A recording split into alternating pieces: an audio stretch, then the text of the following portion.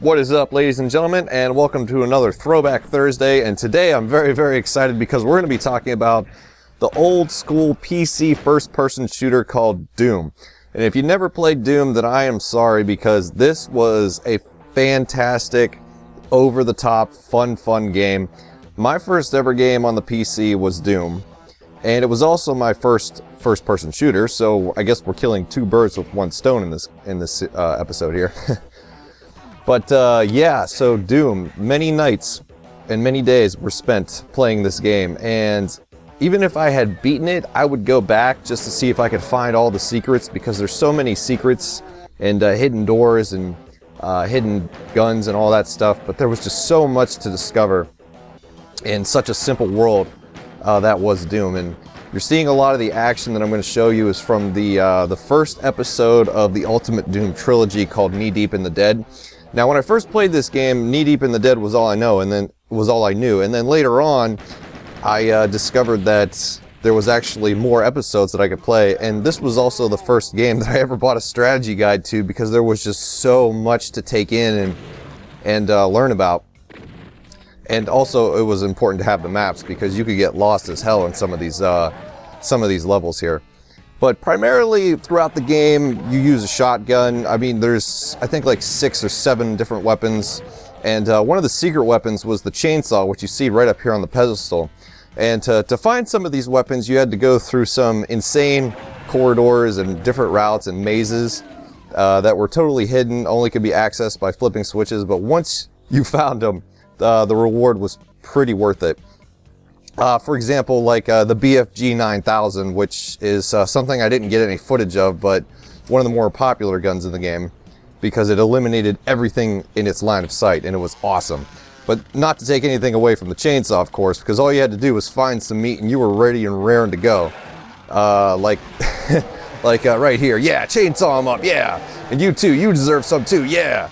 And there's still some chainsaw for you, yeah, chainsaw kicks ass. But, so yeah, the chainsaw was one of those things where it kind of introduced like the fun, sort of silly, over-the-top aspect of it.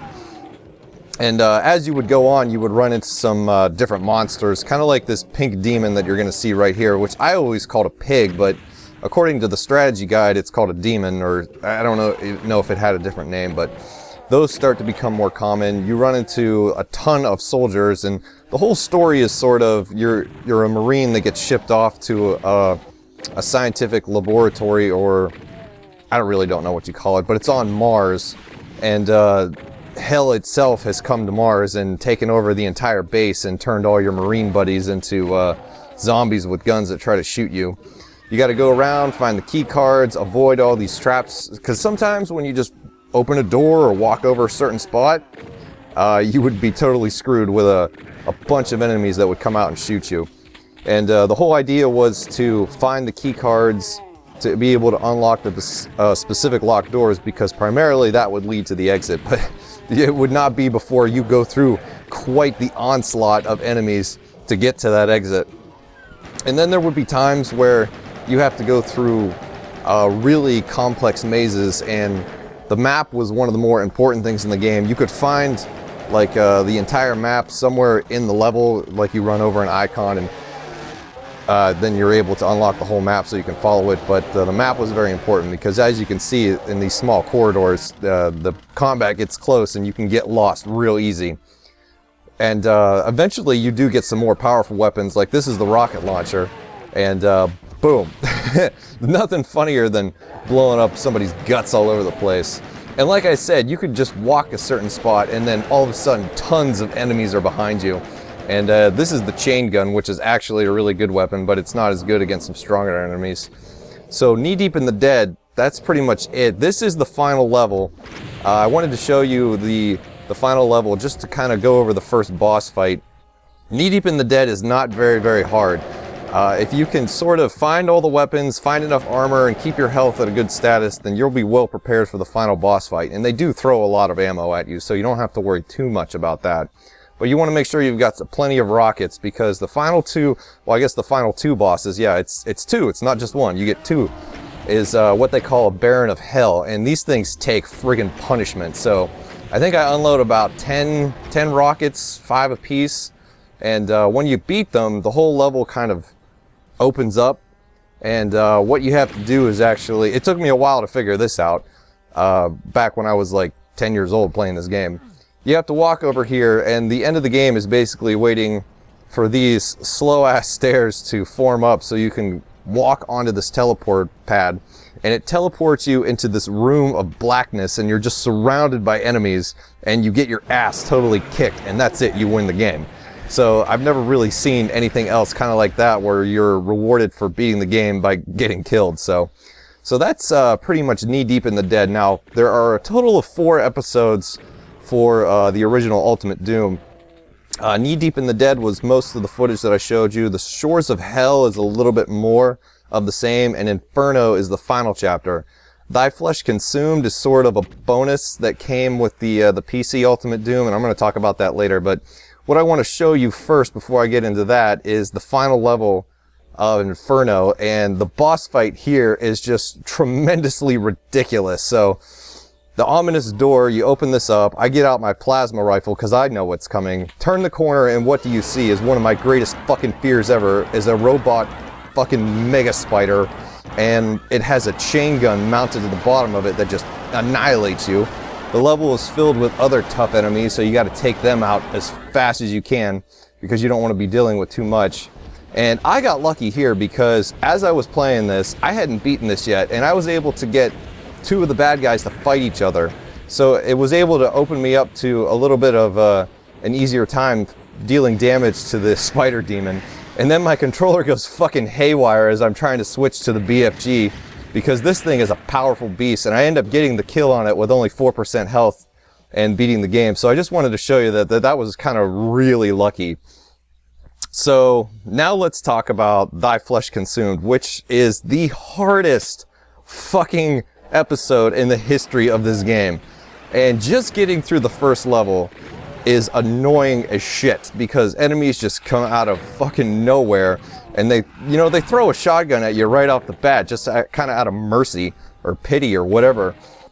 There is a rocket launcher that's hidden below the base of those steps. You can't really see it quite yet, but right to my left, where that walkway kind of ends and drops off, it'll kind of, as soon as I kill this thing, it'll show it here in a second.